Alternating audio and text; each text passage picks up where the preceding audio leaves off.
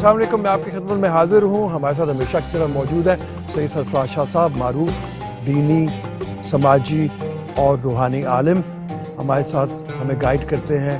پچھلے پروگرام میں ہم نے نفس کے حوالے سے کچھ باتیں کی اور کچھ سوال ہمارے پاس ہیں جو لوگوں نے بھیجے ہیں. میں اس سے شروع کروں گا. جی شاہ صاحب، یہ سوال ہمارے پاس یہ ہے کہ نفس کے اثرات کے بارے میں آپ نے بڑی مفصل جو ارشاد فرمایا وہ ہم نے دیکھ لیا.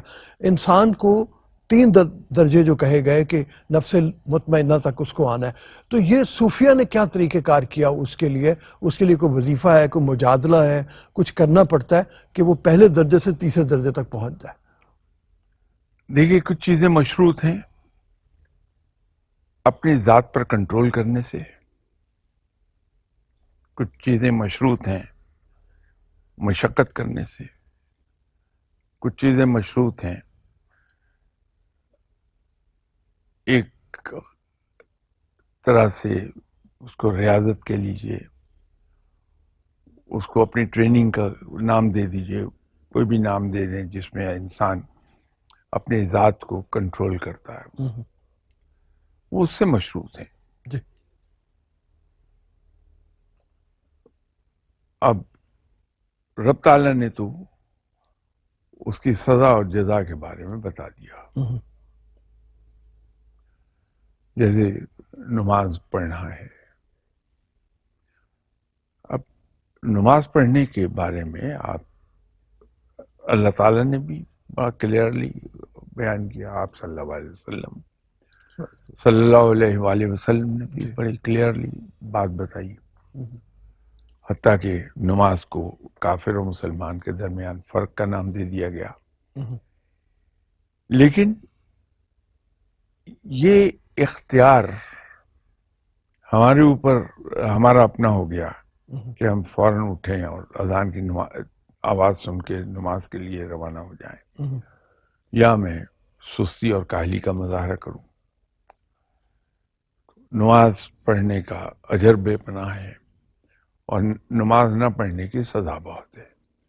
لیکن یہ مشروط ہے اپنے ساتھ مشقت کرنے سے، کہ میں صبح سردیوں میں گرم بستر چھوڑ کے ایک دم سے وضو کر کے شاور لے کے جا کے نماز پڑھ لوں، یا میں سوتا رہ جاؤں.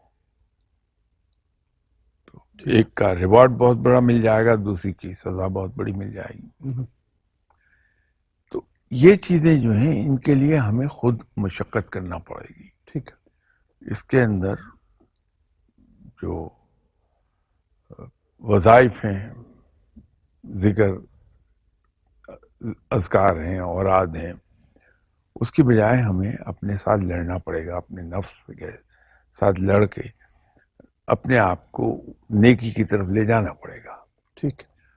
تو نفس پہ بھی جو کنٹرول ہم کریں گے اس کے لیے ہمیں نفس کی مخالفت کرنی پڑے گی. جیسے میں نے ٹھیک نفس پر جب آپ نے پہلے پروگرام کیا تھا تو میں نے عرض کیا تھا کہ جو فقیر لوگ ہیں، درویش لوگ ہیں، وہ نفس کو شکست دینے کا آسان راستہ بتاتے ہیں. آپ نفس کی ایک نہ سنیں، جو کچھ نفس کہے اس کی مخالفت کر دیں، اس کے بالکل 180 ڈگریز جا کے عمل کریں تو نفس قابو میں آ جائے گا. وہ ایک ایسا منہ زور گھوڑا ہے، اس کو قابو کرنے کا یہی ایک طریقہ ہے. تو اگر میں یہ چاہتا ہوں کہ میں اپنے نفس کو واقعتاً کنٹرول کروں تو پھر مجھے اس کے ساتھ جنگ لڑنی پڑے گی، کہ اس کی مخالفت پوری طرح جم کے مخالفت کرنی پڑے گی. یہ سوال ایک بچے نے لکھا ہے، جنید اس کا نام ہے، اور وہ یہ کہہ رہے ہیں کہ جو طریقہ آپ بتا رہے ہیں نفس کے بالکل مخالف جانے کا، تو اس سے تو زندگی بڑی بے رنگ ہو جائے گی. تو ہمارے گرد اٹریکشن اتنی زیادہ ہیں، ہم شاپنگ مال بھی جانے کو دل چاہتا ہے، ہم کچھ خریداری کرنے کو بھی جی چاہتا ہے، اپنی ضرورت سے زیادہ بھی باسکت خرچ کرنے کو جی چاہتا ہے. تو اگر یہ سب کچھ نہیں ہوگا تو بے رنگی میں کس طرح زندگی بسر ہوگی؟ اچھا، اس کے اندر ایک چیز بڑی مزے کی ہے جو نوجوانوں کو بتانے کی بڑی ضرورت ہے، کہ میں بھی یہ سمجھتا ہوں کہ اگر میں نفس کی مخالفت کروں گا تو میری تو زندگی بڑی بے رنگ ہو جائے گی. تو یہ شاپنگ مال میں نہیں جا سکوں گا، میں اچھا کپڑا نہیں پہن سکوں گا. اسلام نے تو منع نہیں کیا کہ میں شاپنگ مال نہ جاؤں. شاپنگ مال میں ضرور جاؤں، لیکن صرف ایک ہی کام کرنا پڑے گا کہ مجھے اپنی نگاہ کی حفاظت کرنی پڑے گی، اپنی نگاہیں نیچے رکھنی پڑے گی. جو میری استطاعت ہے، جو رب تعالیٰ نے مجھے رزق عطا فرمایا ہے، اس کا اظہار میرے حلیے سے ہونا چاہیے. ہاں، اسراف نہ کروں میں، اسراف سے منع فرمایا، لیکن کوئی دوسری اسراف کے علاوہ کوئی قدغن نہیں ہے کہ میں یہ رنگ پہنوں نہ پہنوں، اس تراش خراش کا لباس پہنوں یا نہ پہنوں. تو مجھے اللہ تعالیٰ نے کھلی چھٹی دی ہوئی ہے. میرے کھانے پینے پر سوائے ایک پابندی کے اور دوسری کوئی پابندی نہیں ہے، اور وہ پابندی یہ ہے کہ میں صرف حلال چیزوں میں سے جس طرح چاہوں کھاؤں پیوں. اور ساتھ یہ ضرور ہے، آپ صلی اللہ علیہ وسلم نے بتایا ہے کہ اگر میں صحت مند رہنا چاہتا ہوں تو میں کچھ بھوک چھوڑ کر کھاؤں. لیکن اس پر تو پابندی نہیں ہے کہ میں ہفتے میں ایک بار بھی گوشت نہیں کھا سکتا، مہینے میں ایک بار بھی گوشت نہیں کھا سکتا. حلال جانوروں اور پرندوں کا گوشت کھانا چاہتا ہوں، ضرور کھاؤں. مجھے رب تعالیٰ وہ تو اس کی نعمتیں ہیں. میں ایک بزرگ کے پاس بیٹھا کرتا تھا، اللہ تعالیٰ ان کی مغفرت فرمائے، ان کے درجات بلند فرمائے. ایک صاحب نے ان سے ایک سوال پوچھا کہ ہم نے تو یہ سنا ہے کہ فقیر تو مرچوں کے ساتھ روٹی کھاتے ہیں، سرخ مرچیں پانی میں گھول کے اس کے ساتھ روٹی کھا لیتے ہیں. سادہ روٹی، بالکل. تو انہوں نے مہمانوں کے سامنے بھنا ہوا گوشت رکھا تھا، تو انہوں نے بڑا خوبصورت جواب دیا. میں کہا کہ یقیناً ایسا ہوتا ہوگا، لیکن اگر میرا رب مجھے نعمتیں کھلاتا ہے تو میں اس سے انکار کر کے کفران نعمت کیوں کروں؟ ٹھیک. تو اسلام تو منع نہیں کرتا. اسلام مجھے کسی صحت مند تفریح سے منع نہیں کرتا. ہاں، وہ تفریحات منع ہے جس میں گناہ شامل ہو جائے، لیکن ویسے تو رب مجھے منع نہیں کرتا. میں شوقین ہوں ہارس رائڈنگ کا. مجھ پہ اسلام تو یہ پابندی نہیں لگاتا کہ اگر میرے وسائل اجازت دے رہے ہیں تو میں اپنا گھوڑا پال لوں اور اس پر رائڈنگ کروں. اگر مجھے شوٹنگ کا شوق ہے تو اسلام تو مجھے منع نہیں کرتا کہ میں شوٹنگ کلب میں جا کے وقتاً فوقتاً شوٹنگ نہ کر لوں، اگر میرے وسائل اجازت دیں تو. ٹھیک. تو اسلام کو تھوڑا سا صحیح طریقے پہ دیکھنے کی ضرورت ہے کہ اسلام کہاں یہ پابندیاں لگاتا ہے. ہاں، صرف یہ حلال اور حرام، گناہ اور ثواب، اس کو ڈیفائن بڑا کلیئرلی کیا ہوا ہے. حلال چیزیں سب کھائیے آپ، تو رب تو منع نہیں کرتا. تو آپ لباس پہننا چاہتے ہیں، کوئی سا لباس پہنیے، کسی تراش خراش کا پہننے. ہاں، یہ ضرور ہے کہ آپ اگر مرد ہیں تو ایسا لباس نہ پہنیے جس سے آپ عورت نظر آنے لگے. بہت سے لوگ اکثر ہم سے پوچھتے ہیں، کیونکہ ہمارا سماجی رویہ اور سماجی سٹرکچر اس طرح کا بن گیا کہ جس میں ہم اکٹھے رہتے ہوئے ایک دوسرے سے رنجشیں پال لیتے ہیں. تو رشتوں سے ملنے والی تکالیف کے حوالے سے بہت سے لوگ سوال پوچھتے ہیں، سوال کرتے ہیں، سوال اٹھاتے ہیں. تو یہ کہتے ہیں کہ اکثر ایسا ہوتا ہے کہ ہمارا رنج دوسرے کی خوشی کا باعث ہوتا ہے. یہ ایسا کیوں ہوتا ہے؟ اور پھر اس رنج کو میں کیا رنج سمجھوں، تکلیف سمجھوں، کیا سمجھوں؟ دیکھیے، یہ رشتوں سے تکلیف میں جو ہم آتے ہیں یا ہمیں ان سے دکھ پہنچنے لگتا ہے، اس کے پیچھے بڑی ایک وجہ ہے کہ ہم وہ ٹالرنس ظاہر نہیں کرتے جو ہم غیروں کے لیے کر لیتے ہیں. جب وہ ٹالرنس کم ہونے لگتی ہے ہمارے اندر، تو وہاں پھر رشتے تکلیف دینے لگیں گے. لیکن اگر ہم نے ایک مسلمان کی سی ٹالرنس کا اظہار کیا کہ دوسرے کو ایک بڑی حد تک اکوموڈیٹ کرنا شروع کر دیا، اگر زندگی میں ہم نے ایک رویہ یہ اپنا لیا کہ ہم دوسروں کے لیے ایثار اور قربانی سے کام لیں، تو یہ رشتے تکلیف نہیں دیتے بلکہ خوشی دیتے ہیں. صحیح ہے. آپ اپنے بیٹے کے لیے، میں اپنے بیٹے کے لیے دھوپ میں 10 میل سائیکل چلا کے جا کے اس کی خواہش پوری کرنے میں خوشی، اور جیب سے پیسے خرچ کر کے خوشی محسوس کروں گا. لیکن میں رشتے میں ایسے ہی کوئی اگر بھتیجا بھانجا، ایسی ایگزامپل دے رہا ہوں، اس کی خواہش اگر میں کمفرٹیبلی پوری کر سکتا ہوں میں خوشی سے پوری کر دوں گا. لیکن میں اس کے لیے 5 میل بھی سائیکل چلا کے گرمی میں نہیں جاؤں گا. میں اسے کہہ دوں گا میں شام کو جاؤں گا، ذرا سورج ڈھل جائے.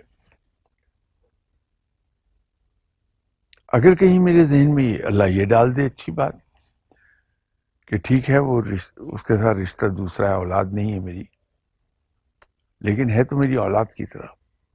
تو اگر میرا بیٹا مجھے کہتا ہے تو کیا میں پورا نہ کرتا؟ تو اس کا بھی پورا کر دوں، خوشی سے جا کے کر دوں. تو اس سے ایک روحانی خوشی شروع ہو جائے گی. ہم پٹتے وہی ہیں رشتوں میں جہاں ہم ان رشتوں کے اندر ٹالرنس کا مظاہرہ اتنا نہیں کر پاتے جتنا غیروں کے لیے کر لیتے. غیر کوئی مجھے بات کہہ دے گا تو میں اسے ٹالریٹ بھی کر جاؤں گا، مروت میں، اخلاق میں، اخلاقاً جیسے بھی کہیں آپ. وہی بات اگر میرا رشتہ دار مجھے کہے گا تو مجھے چین ہی نہیں آئے گا جب تک کہ میں اینٹ کا جواب پتھر سے نہ دے دوں، یا ایٹ لیسٹ اگر بہت شرافت دکھاؤں گا تو میں گلہ نہ کر لوں اس سے. لیکن غیر کی بات کو میں پی جاؤں گا. تو اگر یہ مروت میں اپنے رشتوں میں بھی دکھانی شروع کر دوں، وہ جو آپ نے رنج اور خوشی کی بات کی ہے، بات یہ ہے کہ اگر میری نگاہ اس بات پر رہتی ہے کہ میں جس ہستی صلی اللہ علیہ وآلہ وسلم کا امتی ہوں، آپ صلی اللہ علیہ وسلم نے کیسے رویوں کا اظہار کیا دوسروں کے لیے، تو وہاں خود بھوکا رہ کے دوسرے کو کھانا کھلانا بھی میرے لیے خوشی کا باعث بنے گا. میں نے شاید آپ کے پروگرام میں ایک بات کا ذکر کیا تھا، وہ بات میرے ذہن سے کبھی محو نہیں ہوئی. جماعت اسلامی کے امیر تھے قاضی حسین احمد صاحب. جی جی. تو ایک زمانے میں، اب وہ مجھے سن تو یاد نہیں کہ کون سے الیکشن تھے، اس میں وہ حصہ لے رہے تھے، ان کی جماعت حصہ لے رہی تھی. تو قاضی حسین صاحب نے اپنی جماعت کے منشور کو کچھ اس طرح ڈیفائن کیا جو میرے ذہن پہ وہ الفاظ جم گئے ہیں. بڑا خوبصورت انہوں نے جملہ کہا کہ اگر ہم بھوک مٹا نہ سکے تو پھر ہم بھوک بانٹ لیں گے. اب یہ بات اتنی خوبصورت تھی قاضی حسین احمد صاحب کی. ان سے نظریاتی اختلاف کتنے کیوں نہ ہوں، personal liking and disliking میں فرق ہو، کچھ ہو، اس کو چھوڑ دیجیے آپ. لیکن یہ دیکھیے کہ انہوں نے جو ایک سلوگن دے دیا، اگرچہ میں جماعت اسلامی کا ممبر نہ ہوں نہ کبھی رہا، لیکن یہ بات قاضی حسین احمد صاحب کی، نیک آدمی تھے، بھلے آدمی تھے، وہ کبھی میرے ذہن سے نہیں نکلی کہ یہ انسانیت کا کتنا بڑا سبق ہے کہ اگر مجھے بھوک ہے 2 روٹی کی اور کہیں سے مجھے آدھی روٹی میسر آ گئی ہے اور مجھے پتا ہے کہ رؤف صاحب کو بھوک لگی ہوئی ہے. اب میری بھوک کا چوتھا حصہ میسر آیا مجھے, تو آپ کا بھی تقریباً وہی ہوگا. جی. تو نہ آپ کی بھوک میں مٹا سکتا ہوں نہ اپنی بھوک مٹا سکتا ہوں, لیکن میں یہ تو کر سکتا ہوں کہ وہ جو آدھی روٹی مجھے ملی ہے اس کو میں آپ سے 50-50 کر لوں. ٹھیک. تو یہ بھوک بانٹ لی میں نے. بھوک بانٹنے والی, سکھ بھی بانٹنا ہے یہ ایک طرح سے. تو یہ ایک ایسا سبق تھا جو قائد حسین احمد صاحب کے اس انتخابی نعرے سے مجھے ملا کہ اگر ہم اپنے کمتر وسائل کے باوجود اگر دوسرے کے ساتھ ہم اس میگر انکم کو بانٹ لیتے ہیں, کوئی حصہ دار بنا لیتے ہیں, تو یہ ہمارے لیے رنج کا باعث نہیں, خوشی کی بات ہے. پھر اگر مجھے کبھی یہ اندازہ ہو جائے کہ کوئی آدمی مجھے الفاظ چبھو کے, الفاظ کی نشست چبھو کے, طنز کر کے یا مجھے برا بھلا کہ خوش ہو رہا ہے, تو اگر اللہ تعالیٰ مجھے یہ توفیق بخش دے کہ میں یہ سوچ لوں کہ چلیے مجھے تو تکلیف ہو رہی ہے لیکن اللہ کا ایک بندہ خوش ہو رہا ہے, اس کو خوش ہونے دوں, کیا ہے. ٹھیک. تو وہ رنج خوشی میں بدل جائے گا میرا, ایک روحانی خوشی ہو جائے گی مجھے. ٹھیک. کہ چلیے ایک اللہ کا بندہ میری وجہ سے خوش ہو گیا, مجھے برا بھلا کے خوش ہو گیا. ٹھیک. تو یہ سوچ کو تھوڑا سا کہ موڑ لیں ہم تو دوسروں سے رنج کم ہی پہنچتا ہے پھر. اچھا یہ فرمائیے کہ اللہ تعالیٰ نے قرآن مجید میں جہاں ایک آیت ہے اور وہ یہ آتی ہے کہ قیامت کے دن تمہاری نیکیاں اور بدیاں تولی جائیں گی, اگر تمہارا نیکی کا پلڑا بھاری ہوگا تو تم معاف کر دیے جاؤ گے, اور اگر تمہاری بدی کا پلڑا بھاری ہوگا تو تمہیں سزا ملے گی. وہاں سے میرے ذہن میں یہ آتا ہے کہ فرض کیا میں اللہ کے حضور پیش ہوتا ہوں تو میری نیکی جو ہے وہ 50.00001 ہے اور میری بدی جو ہے وہ 49.9999 سم تھنگ ہے, تو مجھے معاف کر دیا جائے گا. اب ہونا تو یہ چاہیے کہ میں اس سے سبق سیکھوں اور میں لوگوں کے ساتھ رویے میں بھی اس کو اپناؤں اور یہ کہوں کہ لوگوں نے جو میرے ساتھ رویہ رکھا اس میں انہوں نے میرے ساتھ 50% اچھائی کی ہے. اگر انہوں نے میرے ساتھ 49% برائی بھی کر لی ہے تو کوئی فرق نہیں پڑتا. لیکن ہوتا یہ نہیں ہے, ہوتا یہ ہے کہ ہم 100% بھی اس نے نیکی کی ہو لیکن ایک برائی کر دی ہو, غلطی کر دی ہو, تو ہم اس کو معاف کرنے کو تیار نہیں ہوتے. یہ تو انسانوں کا مسئلہ ہے. اگر آپ مجھے اس دریدہ دہنی کے لیے معاف فرما دیں تو میں ایک عرض کروں کہ میرا رویہ تو رب کے ساتھ بھی یہی ہے. رب تعالیٰ صبح سے شام تک مجھ پر اپنی رحمتوں کی بارش فرماتا رہتا ہے. رب تعالیٰ صبح سے شام تک مجھے بن مانگے نعمتوں سے نوازتا رہتا ہے. رب تعالیٰ زیادہ تر موقعوں پر بغیر دعا کیے مجھ پہ عنایات فرماتا رہتا ہے, بغیر مانگے عنایات فرماتا. تو انگنت مہربانیاں ہوتی ہیں مجھ پر میرے رب کی. اگر ایک کام نہ ہوا تو وہ اسی کو میں یاد رکھتا ہوں. مجھے رب کی نوازشات یاد نہیں رہتی, وہ ایک بات جو نہیں پوری ہوئی وہ یاد رہ جاتی ہے. حالانکہ ہونا تو یہ چاہیے کہ جہاں میرے اندر سے ایک یہ آواز اٹھتی ہے کہ رب نے تجھے یہ نہیں دیا, تو میں اس آواز کو یہ کہہ کے فوراً دباؤں کیا ہوا اگر ایک نہ دیا, کروڑ چیزیں تو عطا فرمائیں. یہ رویہ ہمارے انسانوں کے ساتھ بھی ہو جاتا ہے کہ ہم اس انسان کی تمام نیکیاں بھول جاتے ہیں اس کی وہ ایک چیز جو ہے اس سے نادانستہ ہو گئی اس بیچارے سے، وہ نہ صرف ہمیں تکلیف دیتی رہتی ہے بلکہ ہم یاد بھی رکھتے ہیں، اور اس کے لیے باقاعدہ رنج ہوتا ہے.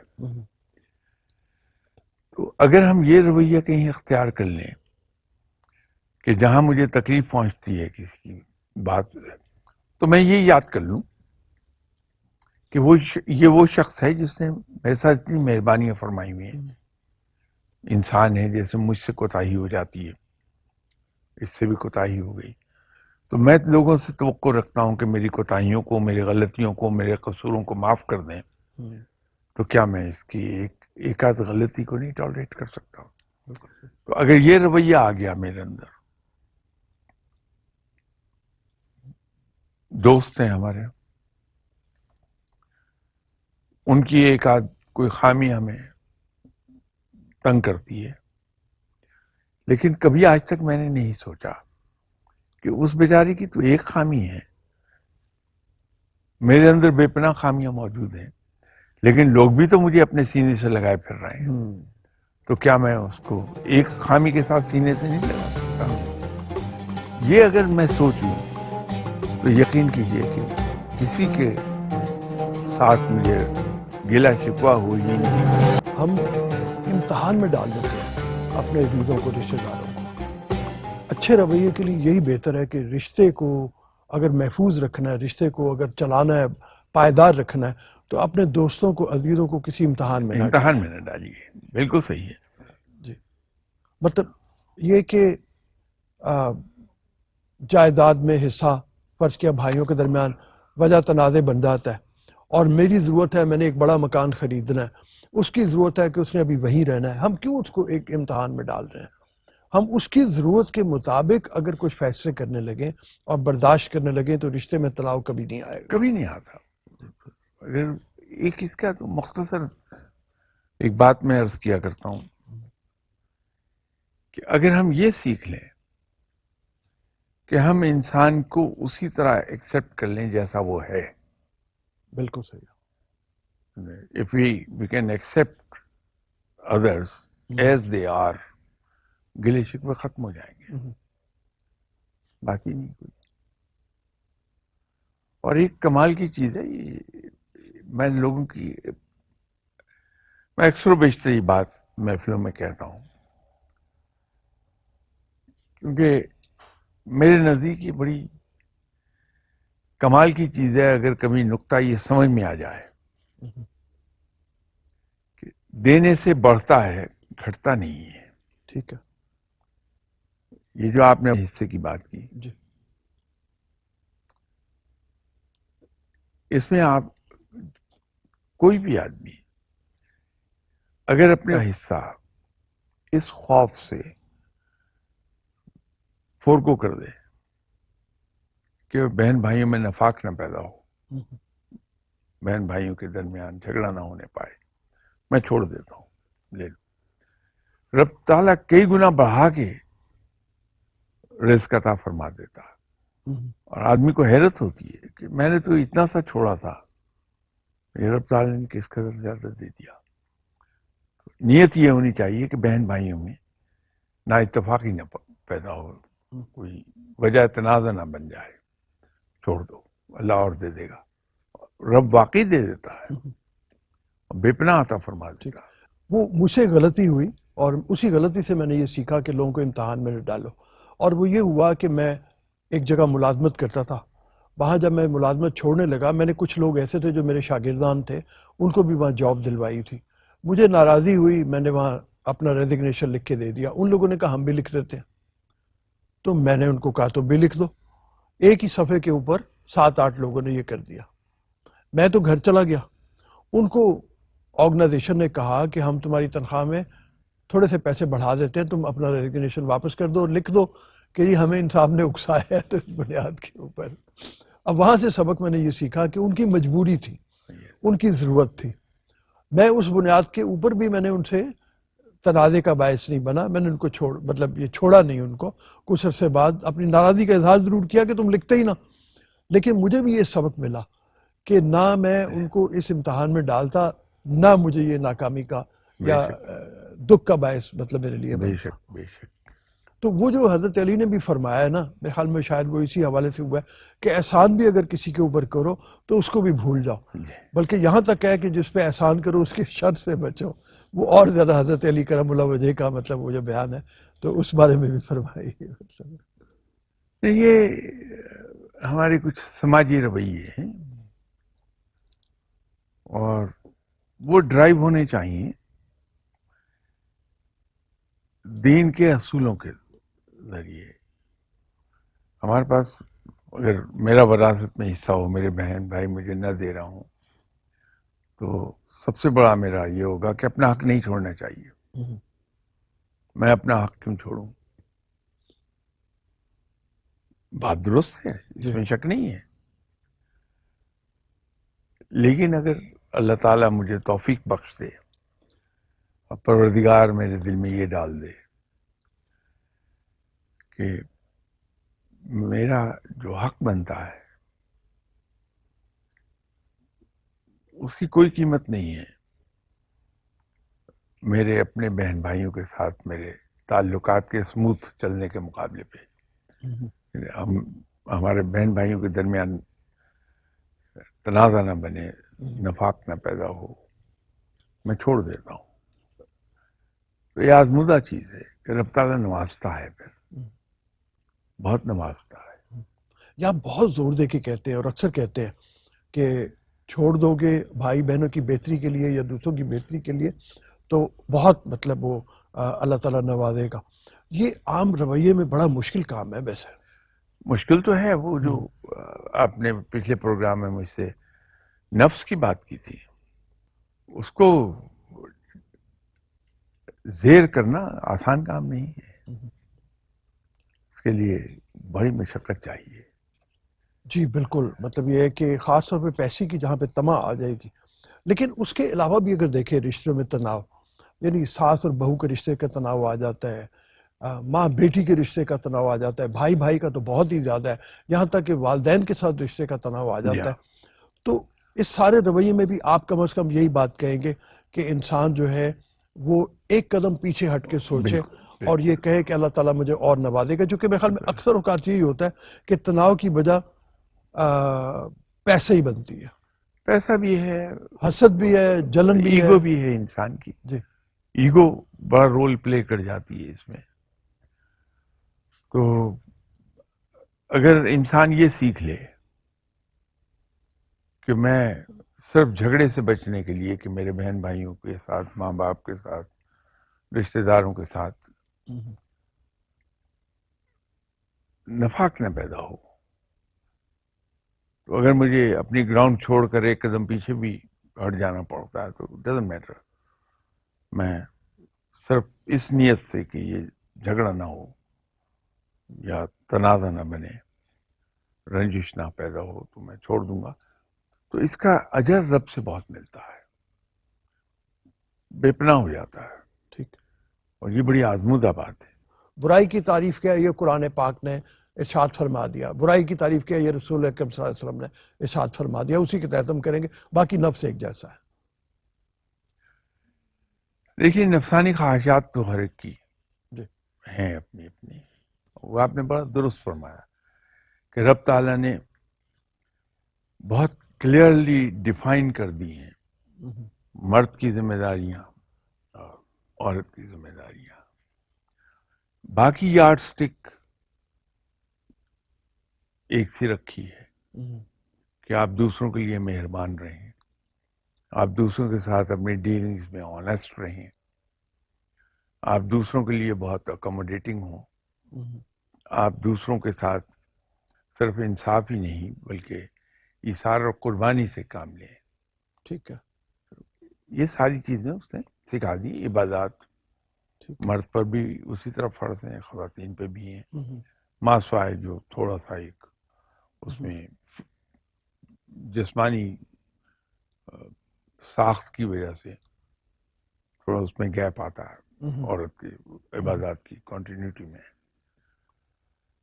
اس کو بھی معاف کر دیا. یہ ہے دین فطرت کہ ان دنوں معاف فرما دیا، آزاد کر دیا عبادات سے. تو وہ تو اللہ تعالیٰ نے ڈیفائن کیا ہوا ہے کلیئرلی ہر چیز کو. نفس کی خواہشات تو سب کی ہیں. عورت کو بھی وہی حکم کہ اپنے نفس کے خواہشات، نفس کے خواہشات جو ہیں وہ ایک وسیع کینوس ہے اس کا. وہ ہم ایک مخصوص پرٹیکولر ڈائریکشن میں اس کی بات نہیں کرتے.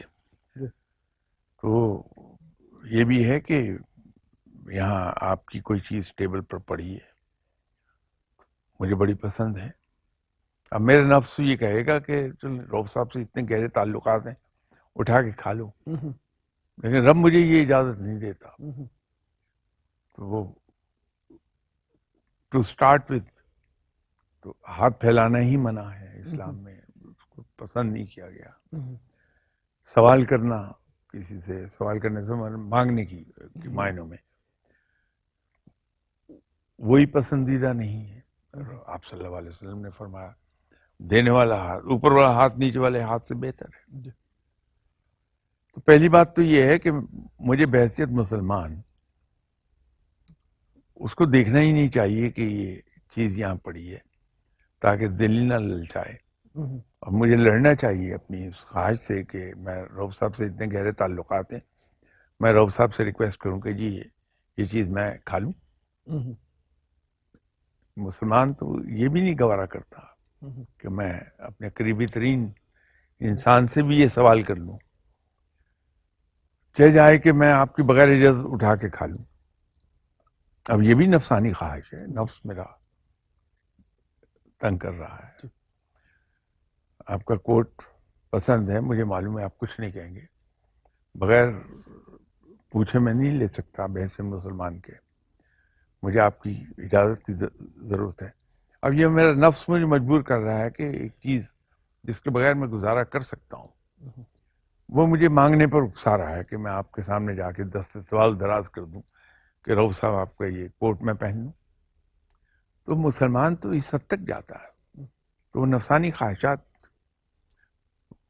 کا کینوس بڑا وسیع ہے، وہ محدود نہیں ہے ایک حد تک. تو ہمیں وہ سب روکنا ہے اپنے آپ کو. اب دیکھیے کہ یہ جو ایثار اور قربانی کا ذکر اکثر ہم پروگرامز میں کرتے ہیں، اس کے لیے نفس کو مارنا پڑتا ہے. ہاں یہ بھی ایک بات ہے بالکل. جب تک کہ آپ نفس کو گہری نیند نہ سلا دیں، مارنا شاید لفظ میں نے ذرا زیادہ غلط استعمال کر لیا. نفس مرتا نہیں ہے، آپ ذرا اس کو ڈھیل دے دیجیے وہ سر اٹھا لے گا. تو اس کو بڑی گہری نیند سلانا پڑتا ہے ایثار اور قربانی کے لیے. تو وہ جو پانی والا قصہ ہے لڑائی کے بعد، وہ کیا تھا؟